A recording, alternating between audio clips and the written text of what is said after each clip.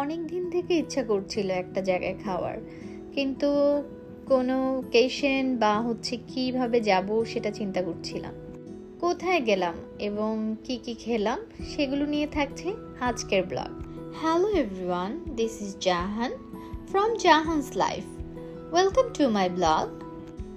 তারপর আমরা বের হয়ে গিয়ে ডেস্টিনেশন, অ্যাকচুয়ালি লোকেশনটা কোথায় সেটা খুঁজে দেখলাম গুগল করে। তারপরে আমরা একটা রিক্সা নিয়ে নিলাম, তারপরে সেই রিক্সা করে আমরা চলে আসলাম আমাদের গন্তব্যে।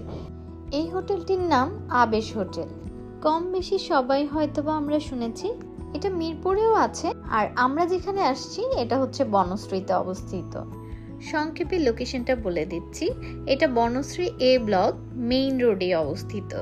এই যে অপশনগুলো দেখতে পাচ্ছেন, খাবারের অপশন পেশোয়ারি বিফ, নলি, তারপরে হান্ডি মাংস, আরও অনেক ধরনের খাবার রয়েছে। ঈদের পরপর যেহেতু গিয়েছিলাম অনেক বেশি ভিড় ছিল, আমরা আসলে বসার জায়গা পাচ্ছিলাম না। তারপরে কিছুক্ষণ ওয়েট করার পরে আমরা একটা জায়গা খুঁজে পেলাম, সেখানে বসে গেলাম। বসে তারপরে চিন্তা করছিলাম কি কি অর্ডার করা যায়। বেশ ভিড় ছিল আর গরমও ছিল।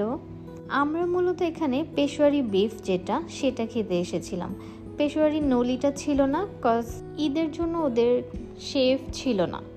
এই ওদের যেই তালিকাটি আছে, খাবারের মূল্য তালিকা, Peshawari beef, Peshawari nalli, beef handi, mutton handi, khichdi, সব কিছুই পাওয়া যায়। শিক কাবাব, ক্ষীর কাবাব, চিকেন টিক্কা, রেশমি কাবাব, অনেক কিছু আছে আইটেম, বাট ওই দুইটা জিনিস বেশি পরিচিত।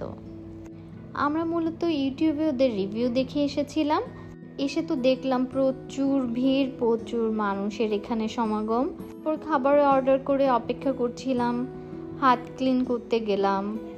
খুব একটা টাইম ওদের লাগেনি খাবার পরিবেশন করতে, যদিও অনেক ভিড় ছিল, বাট খাবারটা খুব আর্লি চলে আসছিল।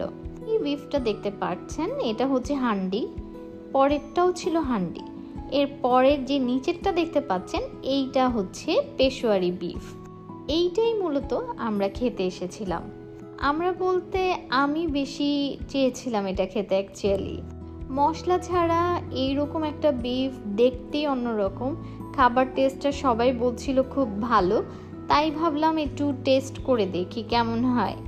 আমরা তো সবাই মশলা দিয়ে অনেক মশলা দিয়েই গরু মাংস খেয়ে থাকি, বাট একদম কম মশলায় যে গরু মাংস সুস্বাদু হতে পারে এটা না খেলে আমি বুঝতামই না। খাবারটা খুবই মুখরোচক ছিল দেখতে আমার জন্য। অন্য কে কীরকম ভাববে জানি না। এটা হান্ডি। এরপরে খাওয়া স্টার্ট করে দিলাম। খাবারটা যখন মুখে দিলাম মনে হলো যে অসাধারণ একটা টেস্ট। সব কিছুই একটা ব্যালেন্স ছিল, আর যে ঝোলটা ছিল এই বিফের সাথে ওইটা অনেক মজা ছিল। আমাদের পরোটা চলে এসেছে, আমি একটু পরোটা দিয়ে গিয়ে এবার টেস্ট করব। পরোটা দিয়ে এটা ভিজিয়ে খেতে আরও বেশি মজা লাগছিল। ওরা মোটামুটি একজন পার্সনের জন্য 3 থেকে 4 পিস দিয়ে থাকে, আর একটা গিয়ে আলু থাকে। আমার বিশেষত ওদের ঝোলটা এত বেশি মজা লেগেছিল যে আমি বলতে বাধ্য হয়েছি যে খুবই মজা। পরে খুব মজা করে খাচ্ছিলাম, আর 10 on 10 আমি দিব অবশ্যই। খাবার কমপ্লিট হয়ে গেল, খুব তৃপ্তি নিয়ে খেয়ে ফেললাম সবটুকু খাবার। এরপর আমরা বিল দেওয়ার পালা।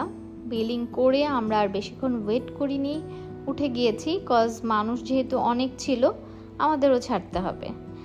এইটা যেটা দেখাতে চেয়েছিলাম সেটা 24 ঘন্টা খোলা থাকে ওদের হান্ডির হাঁড়িগুলো। এরপরে বাইরের একটা লুক, এটা একদমই মেন রাস্তায় বনশ্রীর অবস্থিত। পাশেই একটা স্পোর্টসের শোরুম আছে। ওদের খাবার বলতেই হবে আমার কাছে অনেক ভালো লেগেছে, আমার রিভিউ এটা। আর যারা একটু স্পাইসি খাবার পছন্দ করেন সেক্ষেত্রে আপনারা হান্ডিটা ট্রাই করতে পারেন, ওটা বেশ ঝাল।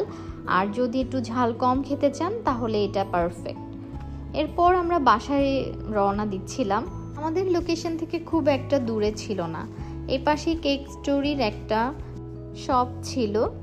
তারপরে আমরা রিক্সা ভাড়া করলাম, রিক্সা ভাড়া করে আবার ব্যাক করলাম।